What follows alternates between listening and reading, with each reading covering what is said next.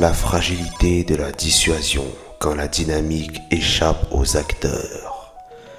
L'un des postulats implicites de la dissuasion nucléaire est que les acteurs sont rationnels, lucides et qui disposent d'un contrôle total sur l'escalade.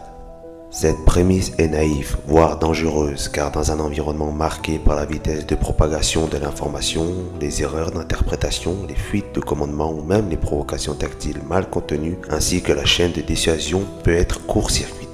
Exemple, lors de la crise indo-pakistanaise de 2019, l'Inde aurait cru à tort avoir abattu un F-16 pakistanais. Le Pakistan de son côté a capturé un pilote indien. L'émotion populaire, les réseaux sociaux ainsi que la pression militaire interne, tout concourait à pousser les dirigeants vers l'irréparable. L'équilibre fut maintenu moins par un calcul stratégique que par une chance et par pression internationale. La dissuasion repose sur l'idée de prévisibilité mutuelle, mais dans une situation asymétrique comme celle du sous-continent indien, cette prévisibilité est partiellement fictive. Certaines stratégies indiennes ont cru qu'un conflit limité, calibré et rapide via la doctrine Gold Star pouvait infliger une sanction sans déclencher une riposte nucléaire. Le Pakistan, au contraire, a répondu avec une doctrine radicalement inverse, l'intégration du nucléaire à ses échelons tactiques. Autrement dit, pour Islamabad, aucune attaque conventionnelle indienne significative n'est miniaturisable sans risquer une réponse atomique. C'est ici que l'on touche une contradiction majeure. Plus l'Inde veut contenir l'escalade via des opérations éclairs, plus elle pousse le Pakistan à envisager l'arme nucléaire comme outil de premier niveau. Cette spirale inverse la logique même de la dissuasion. Les doctrines actuelles ne sont pas stabilisantes. Par exemple, 1.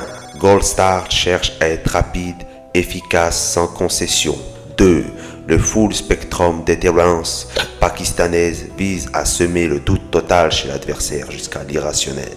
Résultat, chacun pense pouvoir intimider l'autre, mais chacun ignore la capacité réelle de retenue de l'autre. Il ne s'agit plus d'une dissuasion mutuelle, mais d'un poker aveugle. Ce n'est pas la certitude de la destruction réciproque qui stabilise, mais l'incertitude radicale qui paralyse. Et dans un contexte comme celui-ci, entre 2024 et 2025, avec une instabilité politique au Pakistan, une montée du nationalisme en Inde, une réorganisation des alliances régionales, Chine, USA ainsi que la Russie, cette incertitude devient toxique.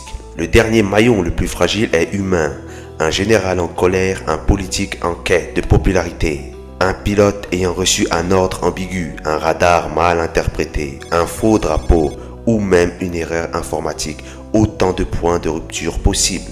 Exemple historique. En 1983, un officier soviétique